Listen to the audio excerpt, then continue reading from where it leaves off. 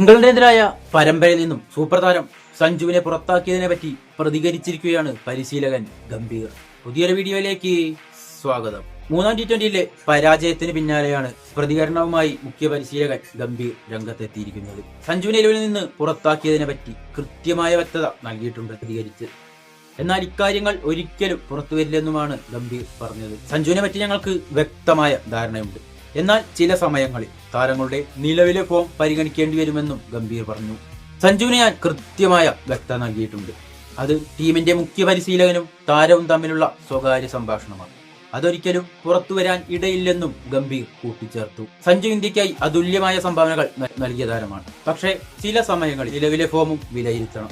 അന്താരാഷ്ട്ര ക്രിക്കറ്റിൽ ഏറ്റവും പ്രധാനം റിസൾട്ടാണ്. അതുകൊണ്ട് തന്നെ ആ റിസൾട്ട് നേടിയെടുക്കാൻ കഴിവുള്ള മികച്ച കോമ്പിനേഷനും അതിനനുസരിച്ചുള്ള പ്ലേയിങ് ഇലവനെയുമാണ് കളിപ്പിക്കുക എന്നും ഗംഭീർ കൂട്ടിച്ചേർത്തു. ഗംഭീറിന്റെ അഭിപ്രായത്തോട് നിങ്ങൾ യോജിക്കുന്നുണ്ടോ? വീഡിയോ ഇഷ്ടമായാൽ ലൈക്ക് ചെയ്യാനും ഷെയർ ചെയ്യാനും മറക്കരുത്. മറ്റൊരു വീഡിയോയുമായി കണ്ടുമുട്ടാം. Good bye.